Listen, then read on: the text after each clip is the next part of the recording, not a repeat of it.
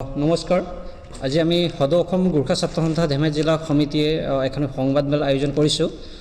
বিষয়টো হ'ল যোৱা দুদিন আগত আপোনাৰ বিশ্বনাথ জিলা আয়ুক্তই গহপুৰ বালিগাঁৱৰ কিছু গোৰ্খা পৰিয়ালক তেখেতে ফোনযোগে কিছু আপত্তিজনক মন্তব্য দি ফোনযোগে ভাবুকি প্ৰদান কৰাৰ বিষয়টো আমি সংবাদ মাধ্যমৰ যোগেদি আমি গম পালোঁ।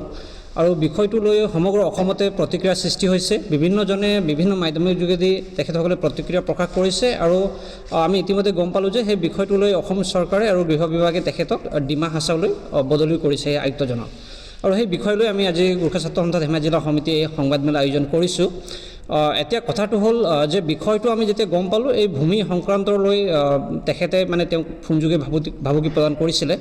আৰু আমি এই যিটো কল ৰেকৰ্ড, সেই কল ৰেকৰ্ডত আমি গম পালোঁ যে তেখেতে তেওঁক মানে যেনেধৰণে আমি মিয়াসকলক মানে বুলডোজাৰ লগাই ঘৰসমূহ ভাঙি দিছোঁ, তেনেকৈ তোমালোকৰ ঘৰসমূহ ভাঙি দিম, তোমালোক অৰিজিনেলি ক'ৰ হয়, তোমালোকে নেপাললৈ গুচি যোৱা, তেনেধৰণৰ বক্তব্য তেখেতে প্ৰদান কৰিছে। আৰু এই বক্তব্যক আমি গোৰ্খা ছাত্ৰ সন্থাই আমি তীব্ৰভাৱে গৰিহণা প্ৰদান কৰিছোঁ।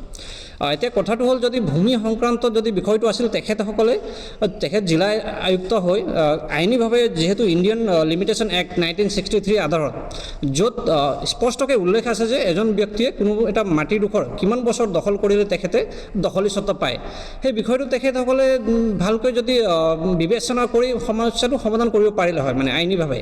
কিন্তু তেখেতে সেইটো নকৰি এজন গুণ্ডাৰ দৰে তেখেতে এই ব্যক্তিক মানে আমাৰ গোৰ্খা পৰিয়ালৰ ব্যক্তিসকলক ভয় ভাবুকি প্ৰদান কৰি তেখেতে মিয়াৰ দৰে তোমালোকৰ ঘৰৰ পৰা আমি উচ্ছেদ কৰি দিম, বুলডোজাৰ লৈ মই পুলিচৰ লগত লৈ তোমাৰ ঘৰ ভাঙি দিম বুলি যি ভাবুকি প্ৰদান কৰিছে, সেইটো কেতিয়াও গ্ৰহণযোগ্য নহয়। মানে তেখেতে কি ভাবিছে যে বুলডোজাৰ আৰু কিবা লৈ তেখেতে য'তে ত'তে ঘৰ ভাঙিব পাৰিব নেকি? আৰু কথাটো হ'ল, আন এটা কথা তেখেতে কৈছে যে তোমালোক অৰিজিনেল ক'ৰ হয়, নেপাললৈ গুচি যা। এতিয়া তেখেতৰ মানসিকতাটো কি আমি বুজি পাইছোঁ যে তেখেতে ভাবিছে নেকি যে অসমত বসবাস কৰা গোৰ্খাসকলে যে নেপালী ভাষী গোৰ্খাসকলে নেপালী ভাষা কোৱাৰ লগে লগে তেখেতসকল নেপালৰ বাসিন্দা হয় বুলি তেখেতে কি তেনেধৰণে মানে কথা ক'ব বিচাৰিছে নেকি যে সমগ্ৰ গোৰ্খাসকলক? যদি তেখেতে জানে যে গোপাল শৰ্মা এই ব্যক্তিজনে, যদি গোপাল শৰ্মা যদি নেপালৰ বাসিন্দা হয়, যদি তেখেতে জানে, তেখেতে তেওঁৰ প্ৰকৃত এড্ৰেছ ওলাই দিয়ক আমাক। যদি অবৈধভাৱে কোনোবা নেপালৰ নাগৰিকে আহি যদি অসমত জোৰ জলমকৈ যদি ক'ৰবাত মাটি দখল কৰি বহি আছে, সেইটো আমিও গোৰ্খা ছাত্ৰ সন্থাই তাৰ বিৰোধিতা কৰোঁ। আমিও তেখেতক আমি নেপাললৈ মানে পঠিয়াই দিয়াৰ ব্যৱস্থা গ্ৰহণ কৰিম যদি সঁচাকৈ এই গোপাল শৰ্মা মানুহজন যদি নেপালৰ নাগৰিক হয়।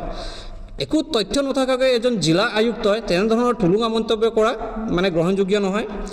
আৰু সেইবাবে আৰু এটা কথা তেখেতে স্পষ্টীকৰণ প্ৰদান কৰিছে। আমি দেখিছোঁ তেখেতে আমাৰ জিলা আয়ুক্ত মুনীন্দ্ৰ নাথে ডাঙৰীয়াই স্পষ্টীকৰণ দিছে যে তাত তেখেতে কৈছে যে তেখেতে কল ৰেকৰ্ডিং কৰাৰ বাবে মই তেখেতক জেল হাজোতলৈ প্ৰেৰণ কৰিব পাৰিম।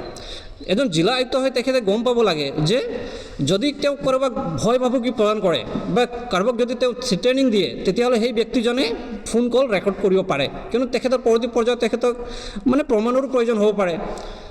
এনে নৰ্মেলি মানে এজ এ প্ৰাইভেচিৰ কাৰণে কাৰোবাৰ মানে ফোন ৰেকৰ্ড কৰিব নোৱাৰে, সেইটো আইনী অপৰাধ, আমিও জানো। কিন্তু যদি কোনোবাই যদি ভয় ভাবুকি প্ৰদান কৰিছে, তেখেতক যদি দাদাগিৰি দেখুৱাই আছে, তেখেতক মানে তেখেতৰ জীৱনত মানে এটা ভাবুকি আহি আছে, তেনে ক্ষেত্ৰত যিকোনো ব্যক্তিয়ে কল ৰেকৰ্ড কৰিব পাৰে, সেইটো তেওঁৰ অধিকাৰ।